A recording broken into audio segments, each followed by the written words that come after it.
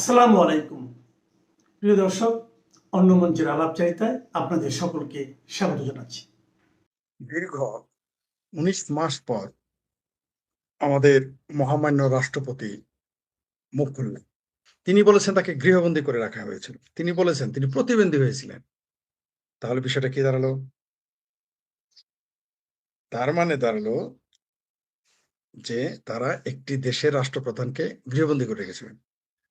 এর জন্য সেনাপ্রধান সহ, পুলিশের প্রধান সহ সকল উপদেষ্টার বিরুদ্ধে মামলা হবে এবং সেই মামলা তাদের প্রত্যেকের সর্বোচ্চ সাজা হবে এবং একটাই সাজা। সর্বোচ্চ মানে একটাই। সেটা হলো তাদের মৃত্যুদণ্ড। যে কোনো ব্যক্তি, সরকারের, রাষ্ট্রের, এমনকি যে কোনো ব্যক্তি যদি মামলা করে তাহলে এই শাস্তিটা অবধারিত, কেউ ঠেকাতে পারবে না। তার সাক্ষাৎকারগুলো আপনারা সবাই পড়েছেন এবং জেনেছেন এটা যে গভীর ষড়যন্ত্র ছিল, মেটিকুলাস ডিজাইন মানে সূক্ষ্ম ষড়যন্ত্র, লাশগুলো যে ষড়যন্ত্র ছিল এবং আরো লাশ তারা চেয়েছিল তা, এবং সবগুলো ছিল সাজানো নাটক, তা কিন্তু মহামান্য রাষ্ট্রপতির ভাষণ, শাহাবুদ্দিন চুপ্পু সাহেবের ভাষণে সেটা চলে এসেছে। সরি, তার সাক্ষাৎকারে চলে এসেছে। আমরা দেখেছি যে রাষ্ট্রপতিকে কিভাবে রাষ্ট্রের কোনো কাজে, রাষ্ট্রীয় কোনো, শুধু তার নামে বিবৃতি আসতো। তিনি নিজে বলেছেন যে ক্রিকেটের দলকে তিনি শুভেচ্ছা জানাবেন, ক্রিকেট দলকে সেই সুযোগ তাকে দেওয়া হয়নি। তার উপরে ডক্টর ইউনূস খুব ক্ষেপা ছিল। কয়েকজন উপদেষ্টা তার জায়গায় বিচারপতিকে নিয়োগ দিতে চেয়েছিল। তার মধ্যে আমার এক ভাবির পোলার শ্বশুর নাকি বিচারপতি হয়েছে, সেটা মনে আছে তো? এটাই হচ্ছে বাংলাদেশ। আমরা বারবার বলে আসছি জুলাই একটি ষড়যন্ত্র।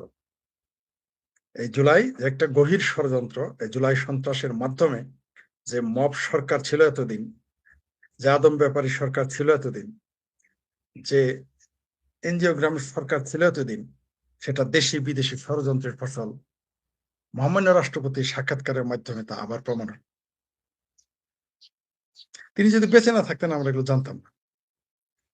তিনি সেটা প্রকাশও করে দিয়েছেন কিভাবে কি ঘটেছে। বিস্তারিত এখানে আলোচনা করা হয়তো সুযোগ নেই, অনেক লম্বা হয়ে যাবে, ভিডিওটা অনেক লম্বা হয়ে যাবে, তাই আমি সেদিকে যাচ্ছি না। ক্ষুদ্র ক্ষুদ্র কিছু কিছু বিষয় নিয়ে আমরা কথা বলি, অল্প অল্প বিষয় নিয়ে, দেখি কি আসে রেজাল্ট।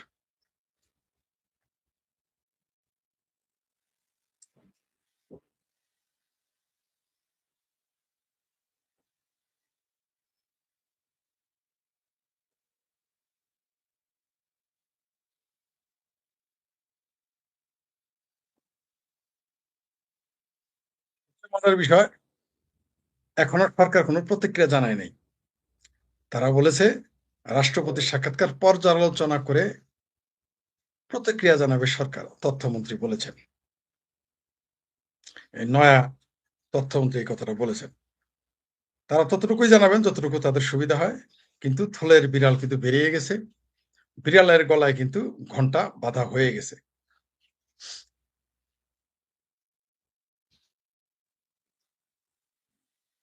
কেউ কেউ আবার বলেছেন যে তিনি একজন ব্যর্থ রাষ্ট্রপতি, তার সাক্ষাৎকারে কোনো চমক নেই।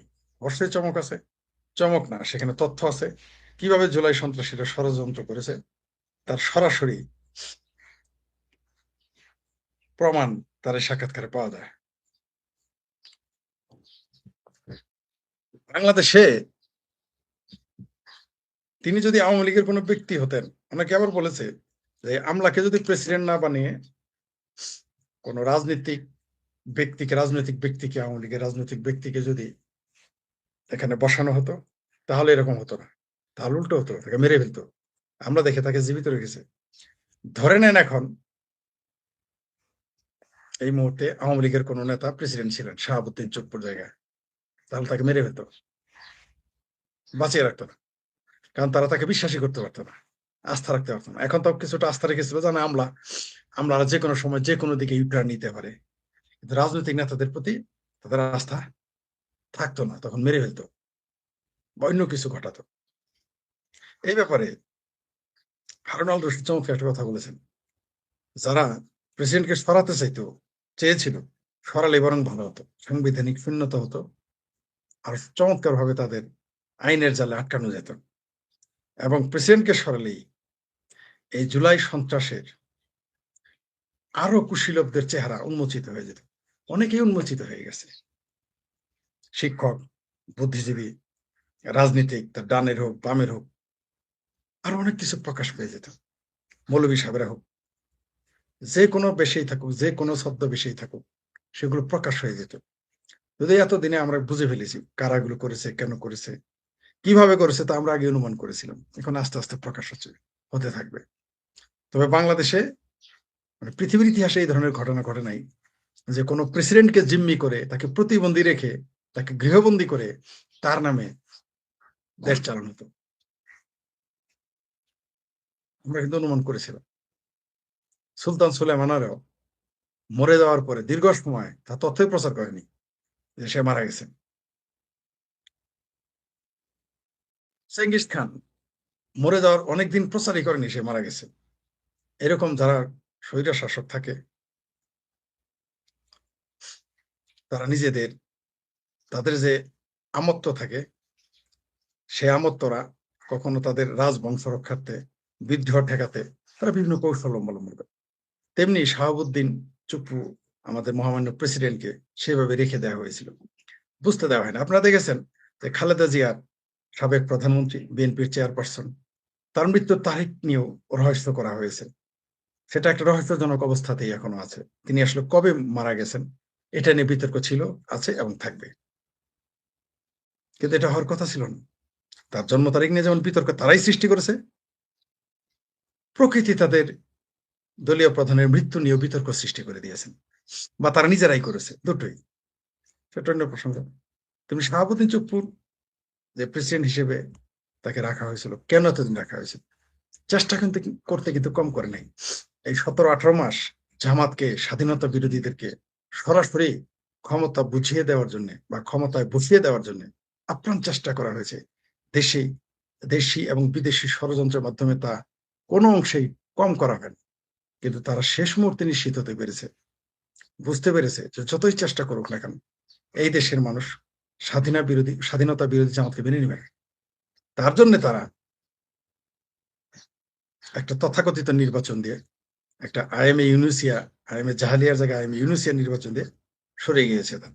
তারপর প্রেসিডেন্টের যে 19 মাস পরে যে সাক্ষাৎকার প্রকাশ হলো, সেখানে কিন্তু তিনি মানে বিস্ফোরক কিছু তথ্য আমাদের দিয়েছেন। এগুলো নিয়ে গবেষণা হবে, মামলা হবে, আলোচনা হবে। আমরা জানি না আইন তার নির্দিষ্ট গতিতে চলবে কিনা। যদি নির্দিষ্ট গতিতে চলে, আর প্রেসিডেন্ট শাহাবুদ্দিনের যে বক্তব্য, যদি মামলা হয়, একজন উপদেষ্টা রক্ষা পাবে না, তাদের সকলের ফাঁসি হবে। এমনকি সেনা প্রধানেরও, আইজিপিরও ফাঁসি হবেই। আপনি ঠেকা রাখতে পারেন। জুলাই সন্ত্রাসের কথা তো থাকলোই। সেই জুলাই সন্ত্রাসের মানুষকে হত্যা, সম্পদ হানি, পুলিশ হত্যা, সাধারণ নাগরিক হত্যা, জেলের ভিতর 19 মাস হত্যা, নির্যাতন, 32 নম্বরে বাড়ি ভাঙা, ইত্যাদি ইত্যাদি। হেন অপকর্ম নাই, হেন বর্বরতা নাই যেগুলো বিরুদ্ধে মামলা হবে না। ওগুলো ছাড়াই শুধুমাত্র এই আমাদের মহামান্য প্রেসিডেন্টের যে সাক্ষাৎকার, এটাকে বেস করে মামলা করলেই, মামলা হলে এদের কারোরই রক্ষা হবে না, কেউ রক্ষা পাবে না, কোনো দেশ তাদের রক্ষা করতে পারবে না। তো আমাদের বাংলাদেশ আপাতত, হারুনুর রশিদ কিন্তু বলেছেন যে গৃহযুদ্ধটা শেষ হয়নি। কারণ এরা নেমে গেলেই অপারেশনটা হয়ে যেত। মনে করেন একটা ক্যান্সার থাকতো, অপারেশন হতো, ক্যান্সারটা এখনো আমাদের দেহের ভিতরেই থেকে গেল। আমরা আরো কিছু গুপ্ত জামাত, সুপ্ত জামাত, তাদের চেহারা দেখতে পেলাম না। যদি প্রেসিডেন্ট শাহাবুদ্দিন তাকে চুপ্পুকে যদি সরিয়ে দেওয়া হতো, হটিয়ে দেওয়া হতো, তাহলে হয়তো আমরা আরো কিছু ছুপা হওয়া জামাতি রুস্তম আমরা চিনতে পারতাম। তো আমার মনে হয় আর চেনার নতুন করে ছুপা হওয়া রুস্তম দেখার দরকার নেই, সুপার আস্তম জামাত দেখার দরকার নেই। আমরা দেখে ফেলেছি যথেষ্ট। নতুন করে দেখার আর কি আছে? এরা কখনো আওয়ামী লীগের, ছাত্রলীগের লুঙ্গি হেলমেটের ভিতরে থাকবে, কখনো বিএনপির পকেটে থাকবে। এরপরে হয়তো দেখা যাবে যে আবারও তারা আওয়ামী লীগের আচলে চলে আসার চেষ্টা করবে, বরাবর যা তারা করে এসেছে। কিন্তু এখন আমাদের সচেতন হতে হবে। দুঃখিত, প্রেসিডেন্ট শাহাবুদ্দিনের সাক্ষাৎকারের পরে তারপরেও যাদের সন্দেহ আছে যেটা ষড়যন্ত্র হয় নাই, তাদের নিয়ে আমরা কিছু বলার নাই, কেবল তাদের প্রতি রইল ক্রাশ করোনা। একটা প্রেসিডেন্টকে আপনি গৃহবন্দী রাখলেন, যেখানে আমার ভাবির পোলারা যা বললো তাই হয়, যেখানে গিদর ফারুকি যা বলে তাই হয়, যেখানে আসিফ সার যা বলে তাই হয়, যেখানে আমেরিকা এবং ফ্রান্স থেকে 2 ইউটিউবার যা নির্দেশ দেয় তাই হয়, তখন একটা দেশের প্রেসিডেন্টকে সাক্ষাৎকার দেওয়া তো দূর, তার সামনেই আসা, তার প্রকাশ্যে আসাই নিষিদ্ধ ছিল। সরাসরি সংবিধান বিরোধিতা, সরাসরি রাষ্ট্র বিরোধিতা। তাই যারা আইন বুঝেন তাদের উচিত এগুলো আইনের আওতায় আনা, মামলা করা, তাদেরকে আইনের কাঠগড়ায় দাঁড় করানো। এই মানুষ হত্যাকারী, সংবিধান কাটছাট করা, সংবিধানে হাত দেওয়া, যারা বলছে সংবিধান ছুড়ে দিবে, যারা বলেছে জুলাইয়ের চেতনাই হচ্ছে মুক্তিযুদ্ধের চেতনাকে ধ্বংস করা, এই সকল বদমাইশদের অবশ্যই কাঠগড়ায় দাঁড় করাতে হবে। এদের যদি আমরা বিনা বিচারে যেতে দেই, এদের যদি আমরা বিনা চ্যালেঞ্জে ছেড়ে দেই, তাহলে এই বাংলাদেশ আর বাংলাদেশ থাকবে না। তারা যে দিকে নিতে চাচ্ছিল সে আফগানিস্তান, পাকিস্তান হয়ে যাবে। আমাদের সেটা রুখতে হবে। যে সমস্ত জুলাই সন্ত্রাসীরা এদেশে পুলিশ হত্যা করেছে, পুলিশকে পুড়িয়ে মেরে ঝুলিয়ে রেখেছে, থানা জ্বালিয়ে দিয়েছে, দেশের সম্পদ জ্বালিয়ে দিয়েছে, মানুষ হত্যা করেছে, জেলের বাইরে, সকলকে বিচারে কাঠগড়ায় আনতে হবে এবং করতেই হবে। এটা আমাদের দায় এবং দায়িত্ব। যদি এটা আমরা না করি তাহলে আমাদের অস্তিত্ব বিলীন হয়ে যাবে। আমরা বিনা চ্যালেঞ্জে এটা যেতে দিতে পারি না। রাষ্ট্রপতি মোহাম্মদ শাহাবুদ্দিন 1.5 বছর পর মুখ খুলেছেন। জগদ্দল এক পাথর সরে যাওয়ার পর কোনো রাগঢাক না রেখে সরাসরি বলেছেন অধ্যাপক ইউনূস দফায় দফায় সংবিধান লঙ্ঘন করেছেন। সংবিধান অনুযায়ী নন ডিসক্লোজার এগ্রিমেন্টের বিষয়ে রাষ্ট্রপতিকে জানাতে হলেও অধ্যাপক ইউনূস বরাবরই এড়িয়ে চলতেন বঙ্গভবনের দরবার। রাষ্ট্রপতি শুনিয়েছেন কিভাবে তাকে ছুঁড়ে ফেলার জন্য অধ্যাপক ইউনূসের মিত্রদের সাজানো নাটক মঞ্চস্থ হয়েছিল। সেটি ব্যর্থ হওয়ার পর উপদেষ্টারা কিভাবে চেষ্টা করেছিলেন তাকে সরাতে বসাতে চেয়েছিলেন সাবেক প্রধান বিচারপতিকে। রাষ্ট্রপতির 1.5 বছরের বন্দী জীবনের গল্পে আছে কিভাবে অধ্যাপক ইউনূস পররাষ্ট্র মন্ত্রণালয় দেশে ও দেশের বাইরে তার সফরগুলো হতে দেয়নি। দেশের বাইরে থেকে রাষ্ট্রপতির নামে আসা নিমন্ত্রণ পত্রগুলো কিভাবে মিথ্যা তথ্য দিয়ে বাতিল করা হতো। বাঁশের চেয়ে কঞ্চি যেমন বড় হয়, তেমনি অধ্যাপক ইউনূসের প্রেস উইং ক্ষমতা দেখাতে ছাড়েনি সাংবিধানিকভাবে সর্বোচ্চ ব্যক্তিটির উপর। রাষ্ট্রপতির ভাষায় ডক্টর ইউনূসের প্রেস উইং তাকে প্রতিবন্ধী বানিয়ে রেখেছিল, কেড়ে নিয়েছিল প্রেস টিমের সুবিধা। গত শুক্রবার রাতে বঙ্গভবনে রাষ্ট্রপতির কার্যালয়ে দৈনিক কালের কণ্ঠকে দেয়া সাক্ষাৎকারে এসব কথা বলেছেন বাংলাদেশের রাষ্ট্রপতি মোহাম্মদ শাহাবুদ্দিন। কালের কণ্ঠে রাষ্ট্রপতির যে ছবি ছাপা হয়েছে তাতে বোঝা যাচ্ছে বেশ রিল্যাক্স তিনি, যেন ঘাট থেকে বিশাল এক জগদ্দল পাথর নেমে গেছে। কালের কণ্ঠে নির্বাহী সম্পাদক সাক্ষাৎকারের শুরুতে জানতে চেয়েছিলেন রাষ্ট্রপতি কেমন আছেন। জবাবে অধ্যাপক ইউনূসের শাসনের অবসান হওয়ায় বাংলাদেশের সাংবিধানিক পদের সর্বোচ্চ ব্যক্তিটির কণ্ঠে ছিল হাঁপ ছেড়ে বাঁচার দীর্ঘশ্বাস। বলেছেন সপ্তাহখানেক ধরে বেশ আছেন তিনি। মুহূর্তে এক রহস্যের হাসি দিয়ে বুঝিয়ে দেন ইউনূসের আমলের 1.5 বছর ধরে বঙ্গভবনের গোপন মবের চেষ্টাগুলোর কথা। বলেছেন ওই 1.5 বছর তিনি কোনো আলোচনায় ছিলেন না, অথচ তাকে নিয়ে চলে নানা চক্রান্ত। এরপরই কথার বোমা ফাটান সবিস্তারে। বলেন দেশের শান্তি শৃঙ্খলা চিরতরে ধ্বংস করার এবং সাংবিধানিক শূন্যতা সৃষ্টি করার অনেক পায়তারা হয়েছে। ইউনূস ও তার বাহিনী এত চেষ্টার পরও কেন সফল হতে পারেনি, এমন প্রশ্নের জবাবে রাষ্ট্রপতি মোহাম্মদ শাহাবুদ্দিন বলেছেন তিনি দৃঢ়চিত্তে তার সিদ্ধান্তে অবিচল ছিলেন বলেই কোনো ষড়যন্ত্র সফল হয়নি। বিশেষ করে অসাংবিধানিক উপায়ে রাষ্ট্রপতিকে উপড়ে ফেলার অসংখ্য ছক ব্যর্থ হয়েছে। ফলে 1.5 বছর বঙ্গভবনের অভিজ্ঞতা যে ভালো তা বলা যাবে না। রাষ্ট্রপতির সংশয় তার উপর দিয়ে যে ঝড় গেছে, এরকম ঝড় সহ্য করার মতো ক্ষমতা অন্য কারো ছিল কিনা তা নিয়ে জানেন না। দর্শক, 2024 সালের 10 সেপ্টেম্বর আমাদের প্রচারিত ভিডিওতে টাইটেল ছিল রাষ্ট্রপতি এখন পদত্যাগ করতে পারবেন না, ছুটিতেও যেতে পারবেন না। ভিডিওতে আমরা দেখিয়েছিলাম সাংবিধানিক সংকট, বিশেষ করে স্পিকার দৃশ্যমান না থাকায় রাষ্ট্রপতির পদত্যাগ এমনকি ছুটিতে যাওয়ার কোনো সুযোগ ছিল না, এমনকি এখনো নেই। দর্শক, অধ্যাপক ইউনূসের মিত্রদের চাওয়া অনুযায়ী বঙ্গভবনের সামনে রাষ্ট্রপতির পদত্যাগের দাবিতে আন্দোলন হয়েছিল। এমনকি গণমাধ্যমের হেডলাইন হয়েছিল রাষ্ট্রপতির চলে যাওয়ার ক্ষেত্র প্রস্তুত। রাষ্ট্রপতি আন্দোলন নামক সেই মব নাটকের সবিস্তার তুলে ধরেছেন সাক্ষাৎকারে। জানালেন 2024 সালের 22 অক্টোবর বঙ্গভবন ঘেরাও হলো, অমুকের দল তমুকের দল, মঞ্চ, ঐক্য, কত কি রাতারাতি সৃষ্টি। এগুলো একই টাইপের লোকজন, সব বিভিন্ন ফোরামে বিভিন্ন নামে। রাষ্ট্রপতির প্রশ্ন, কোথায় তারা এত টাকা তখন পেয়েছিল? রাষ্ট্রপতি মনে করেন সেদিন ব্ল্যাকমেল করা নাটক মঞ্চস্থ করতে চেয়েছিল এক নারীকে দিয়ে বঙ্গভবনের বাইরে নাটকের চেষ্টা হয়েছিল, কিন্তু সফল হতে পারেনি সেনাবাহিনীর 9ম পদাতিক ডিভিশনের জন্য। এরপর রাষ্ট্রপতি সবচেয়ে ভয়ঙ্কর অভিযোগটি করেছেন, বলেছেন গণভবনের মতো বঙ্গভবনও লুট করতে চেয়েছিল। ওই রাতটি ছিল তার জন্য বিভীষিকাময়। তবে সে কঠিন সময় তিনি বিএনপি শীর্ষ নেতৃত্বকে পাশে পেয়েছিলেন বলে দাবি করেন। বিএনপি তখন সাংবিধানিক সংকট তৈরি হওয়ার আশঙ্কার কারণে রাষ্ট্রপতির পদত্যাগের বিরুদ্ধে অবস্থান নিয়েছিল। প্রশ্ন হলো, অন্তর্বর্তী সরকারের ভিতর থেকে রাষ্ট্রপতি অপসারণের উদ্যোগ কেন নেওয়া হয়েছিল আর কারা এর ইন্ধন জুগিয়েছিল? রাষ্ট্রপতি মনে করেন মূলত আন্দোলনের কিছু নেতার চাপে তাকে অপসারণের উদ্যোগ নেওয়া হয়েছিল। এ বিষয়ে রাজনৈতিক দলগুলো নিজেদের মধ্যে দীর্ঘ আলাপ আলোচনা করে একটি সিদ্ধান্তে আসে। এমনকি অন্তর্বর্তী সরকারও একটা সিদ্ধান্তে এসেছিল, সেটি ছিল রাজনৈতিক দলগুলোকে এক হতে হবে। পরে দেখা গেল এই ইস্যুতে দুটি গ্রুপ হয়ে গেল। গ্রুপে গ্রুপে মিটিং হলো, আলোচনা হলো, তারা বিভিন্ন দল ও জোটের কাছে গেল। তখন এরকম একটা অবস্থা ছিল, যে কোনো মুহূর্তে মেজরিটি হয়ে গেলেই রাষ্ট্রপতিকে বঙ্গভবন ছাড়তে হবে। কিন্তু বিএনপি থেকে উচ্চ পদে আসীন নেতা রাষ্ট্রপতিকে আশ্বস্ত করে বলেছিলেন তারা সাংবিধানিক ধারাবাহিকতা অক্ষুণ্ণ রাখতে চান। কোনো অসাংবিধানিক উপায়ে রাষ্ট্রপতিকে অপসারণের পক্ষে তারা নন। অন্তর্বর্তী সরকারের কিংস পার্টির উদ্যোগটা ব্যর্থ হয়েছিল বিএনপি ও তাদের জোটের কারণে। একটা বৃহত্তর রাজনৈতিক দল যে স্ট্যান্ডটা নিয়েছে সেটাকে সরকার তখন সমর্থন করতে বাধ্য হলো, এমনটাই মনে করেন রাষ্ট্রপতি মোহাম্মদ শাহাবুদ্দিন। তবে ওই দফা ব্যর্থ হয়ে যে রাষ্ট্রপতিকে সরানোর চেষ্টা শেষ হয়ে গিয়েছিল তা কিন্তু নয়। রাষ্ট্রপতি জানিয়েছেন শেষ সময় পর্যন্ত তারা চেষ্টা করে গেছে কিভাবে তাকে উপড়ে ফেলা যায়। রাজনৈতিক পর্যায় থেকে ওই উদ্যোগটা ব্যর্থ হলে খোদ অন্তর্বর্তী সরকারের পক্ষ থেকে নতুন করে এ বিষয়ে পদক্ষেপ নেওয়া হয়। রাষ্ট্রপতি জানিয়েছেন একটা অসাংবিধানিক উপায়ে একজন সাবেক প্রধান বিচারপতিকে নিয়ে এসে তার জায়গায় বসানোর চক্রান্ত করেছে অন্তর্বর্তী সরকার। সরকার পক্ষ থেকে একজন উপদেষ্টা ওই বিচারপতি শরণাপন্ন হয়েছিলেন। তারা ঘণ্টাব্যাপী মিটিং করতেন, তবে ওই বিচারপতি রাজি হননি। দর্শক, রাষ্ট্রপতি ওই উপদেষ্টার নাম না বললেও সেটি ছিলেন সাবেক আইন উপদেষ্টা আসিফ নজরুল। 2024 সালের 22 অক্টোবর আসিফ নজরুল ও তৎকালীন তথ্য উপদেষ্টা নাহিদ ইসলাম তখনকার প্রধান বিচারপতি সৈয়দ রেফাত আহমেদের সাথে 8 ঘন্টা ধরে রুদ্ধদ্বার বৈঠক করেছিলেন।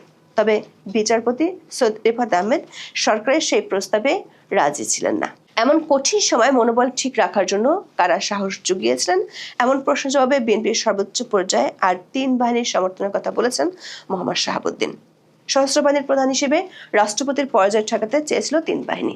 এমনকি অন্তর্বর্তী সরকারের ভিতর থেকে আরো একবার যখন রাষ্ট্রপতিকে অপসারণের উদ্যোগ নেওয়া হয়েছিল তখনও ঠেকিয়েছিল 3 বাহিনী। দর্শক, এরপর সাক্ষাৎকারে রাষ্ট্রপতি এমন কিছু কথা বলেছেন যেগুলো অধ্যাপক ইউনূসের কর্মকাণ্ডকে শুলে চড়ানোর জন্য যথেষ্ট। অন্তর্বর্তী সরকার তার 559 দিনের শাসনামলে ঝড়ের বেগে 132টি অধ্যাদেশ জারি করেছিল।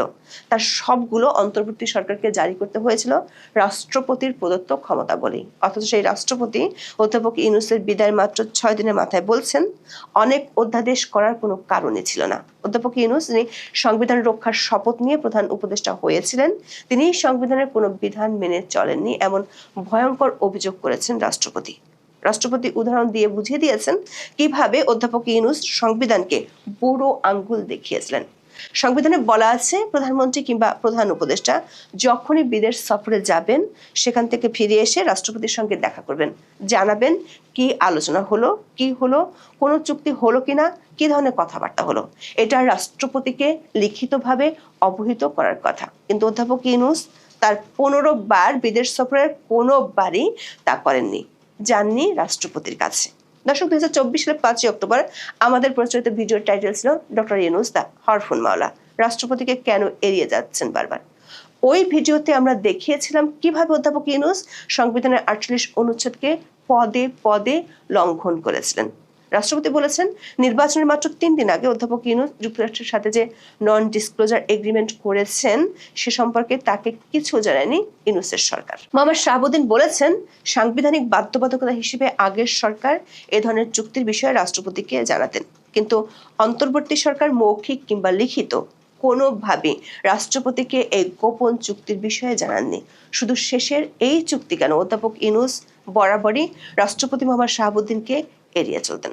বলা ভালো ইগনোর করতেন। রাষ্ট্রপতি অভিযোগ করেছেন প্রধান উপদেষ্টা তার সঙ্গে সমন্বয় করেননি। অধ্যাপক ইউনূস নিজের এবং নিজের সহকর্মীদের শপথের প্রয়োজন ছাড়া কখনোই বঙ্গভবনে যাননি।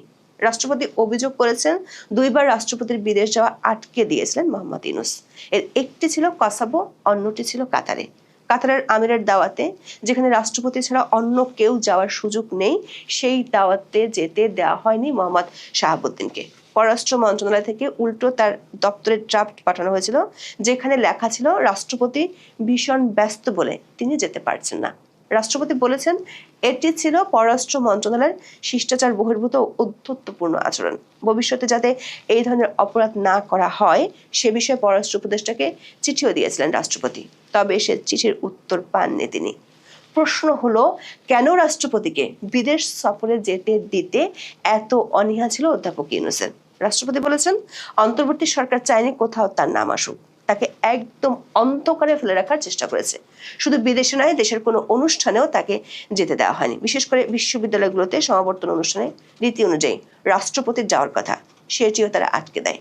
প্রসঙ্গক্রমে রাষ্ট্রপতি আরো একবার তুলে ধরেছেন বিদেশি মিশনগুলোতে তার ছবি নামানোর সেই অপমানজনক ঘটনার কথা। নাম উল্লেখ না করে তিনি বলেছেন একদিন হঠাৎ করে কোনো একজন উপদেষ্টা বিদেশ ভ্রমণে গেছেন, সেখানে বাংলাদেশ হাই কমিশনে রাষ্ট্রপতির ছবি লাগানো আছে দেখে তেলে বেগুনে জ্বলে উঠেছিলেন সেই উপদেষ্টা।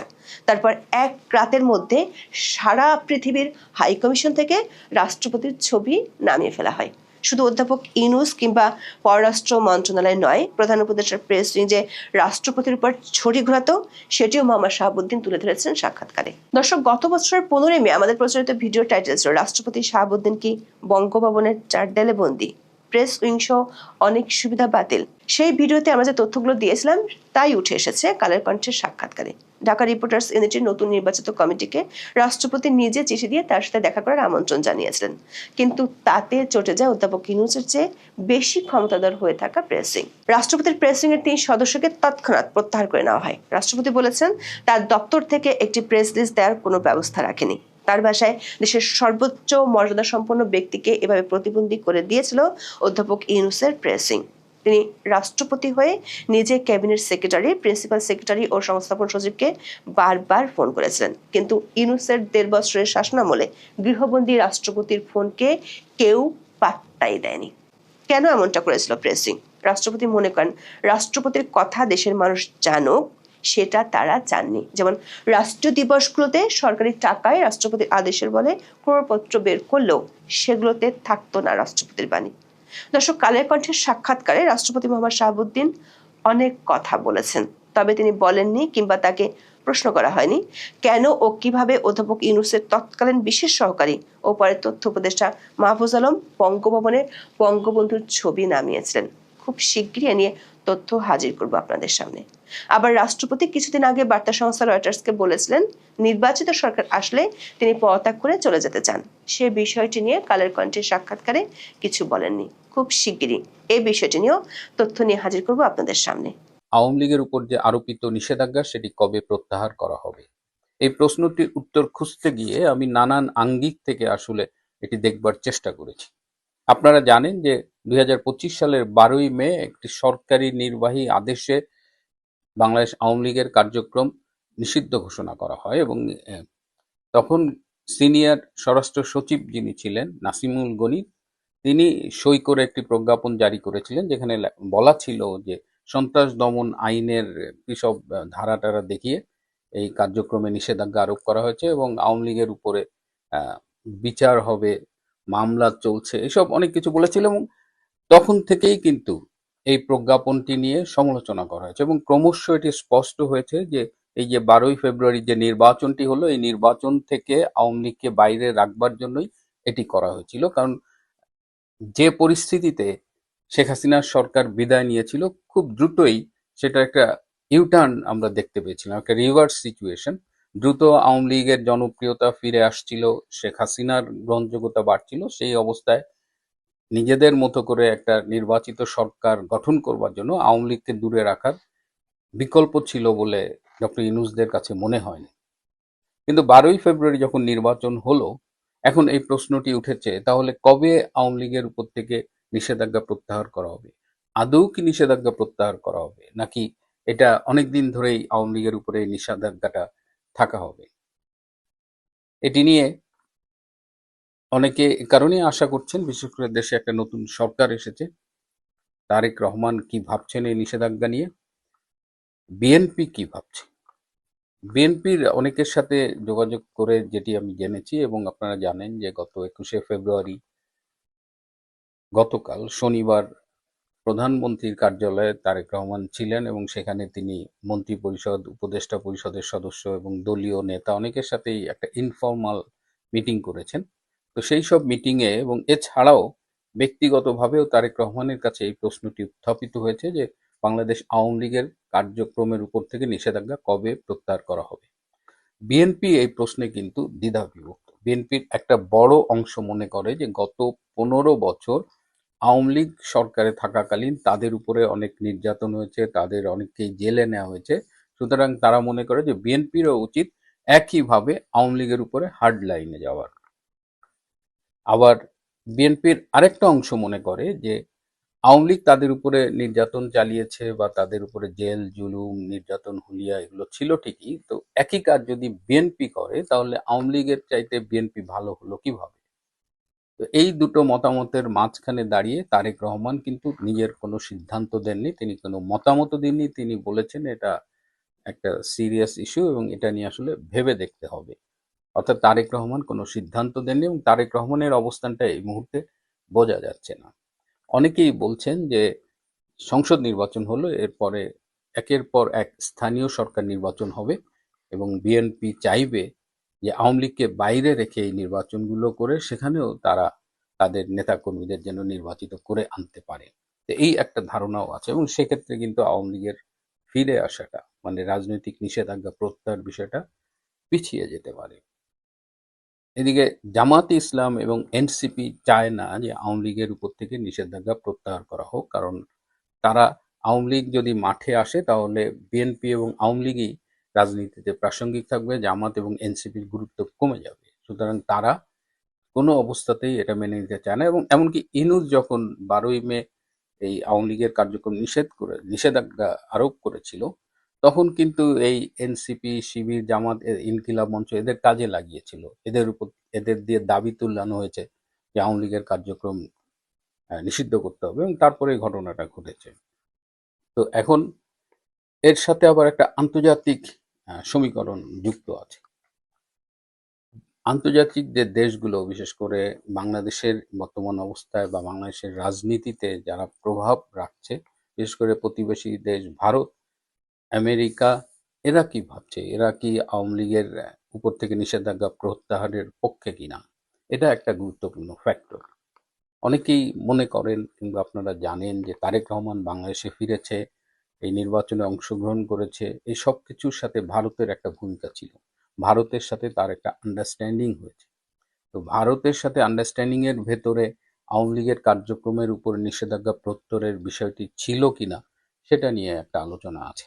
আমি যতদূর জানি, ভারতও চায় যে দ্রুততম সময়ের মধ্যে আওয়ামী লীগের কার্যক্রমের উপর আরোপিত নিষেধাজ্ঞাটা প্রত্যাহার করা হোক। তো এখন এটা নিয়ে তারেক রহমানকে দ্রুত একটা সিদ্ধান্ত নিতে হবে। একটা দেশের রাজনীতিতে, গণতান্ত্রিক রাজনীতিতে একটি বড় দল তার কার্যক্রম নিষিদ্ধ থাকবে, এটা কিন্তু কোনো সুষ্ঠু রাজনৈতিক পরিবেশের নির্দেশ করে না। বাংলাদেশের মানুষও জানতে চায় যে আওয়ামী লীগের উপর থেকে কবে নিষেধাজ্ঞা প্রত্যাহার করা হবে। তাদের কাছে যে প্রশ্ন, এভাবেই কি চলতে থাকবে যে পরস্পর শত্রুতামি, যে যখন যে দল ক্ষমতায় থাকবে সে তার প্রধান প্রতিপক্ষকে একেবারে নির্মূল করার জন্য চেষ্টা করবে, এভাবেই মানে যখন আওয়ামী লীগ ক্ষমতায় থাকবে বিএনপিকে সাঁটাও, যখন বিএনপি ক্ষমতায় আসবে আওয়ামী লীগকে সাঁটাও, এভাবে যদি চলতেই থাকে তাহলে এর শেষ কোথায় এবং এটা বাংলাদেশের গণতান্ত্রিক পরিস্থিতির জন্য, পরিবেশের জন্য কতটা উপকারী। আমরা গত 15 বছর দেখেছি, এটা অস্বীকার করবার কিছু নাই যে বিএনপির অনেক কেন্দ্রীয় নেতার বিরুদ্ধে অনেক মামলা ছিল, 200-300 করে মামলাও অনেক কেন্দ্রীয় নেতার বিরুদ্ধে ছিল। তো এর গভীরে যখন আমরা খুঁজতে যাই, আমরা যখন ভাবতে যাই যে আসলে বাংলাদেশের রাজনীতি তো এতটা হোস্টাইল ছিল না, যে একে অপরের বিরুদ্ধে এত হোস্টাইল কখনোই ছিল না। এটার উৎসমূল খুঁজতে গিয়ে কিন্তু আমরা 2004 সালের 21শে আগস্টে গিয়ে আটকে যাই। ওই 21শে আগস্ট আওয়ামী লীগের কেন্দ্রীয় নেতৃবৃন্দকে শেখ হাসিনা সহ গ্রেনেড মেরে শেষ করে দেওয়ার যে নৃশংসতা দেখিয়েছিল সেই সময়ের বিএনপি সরকার, বিএনপি জামাত জোট সরকার, এবং অনেকেই বিশ্বাস করি আমরা যে এর পেছনে তারেক রহমান, আলী আহসান মুজাহিদ এরা জড়িত ছিল এবং হাওয়া ভবনে বসেই এই ষড়যন্ত্রটা করা হয়েছিল।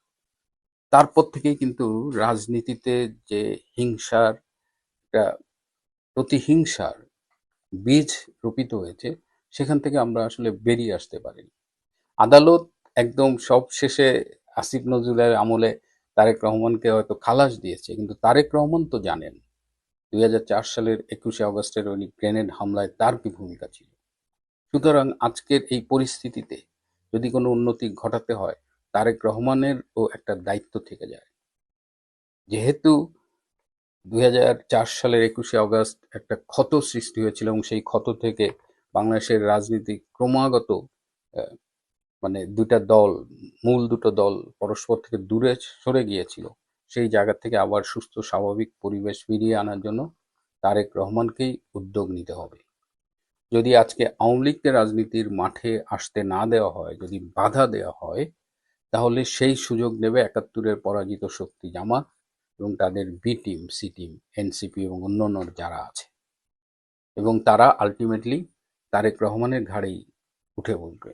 আজকে যে বিএনপি সরকার গঠন করেছে, সেটা সম্ভব হয়েছে কেবলমাত্র তৃণমূলের আওয়ামী লীগ নেতাকর্মী এবং হিন্দু ধর্মের ভোট পাওয়ার কারণে। না হলে ওয়াক্কার এবং ইনুস যে গুটি সাজিয়েছিল, তাতে এবারই জামাত ক্ষমতায় চলে যেত।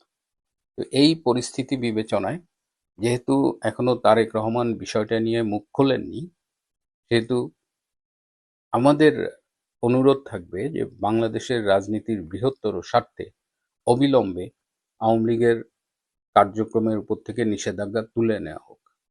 এর ব্যত্যয় ঘটিয়ে যদি আওয়ামী লীগকে দূরে রাখার চেষ্টা করা হয়, তাহলে বুঝতে হবে যে আওয়ামী লীগও কিন্তু একেবারে মুখ বন্ধ করে বসে থাকবে না। আওয়ামী লীগ কিন্তু অনেক ধৈর্যের পরিচয় দিয়ে চেষ্টা করছে যে আলোচনার মাধ্যমে এই বিষয়ের একটা সুরাহা করতে, এবং এই আলোচনাগুলো আমাদের দৃষ্টির আড়ালেই হয়ে থাকে, শীর্ষ নেতৃত্বের মাঝে আলোচনার মাধ্যমেই হয়ে থাকে।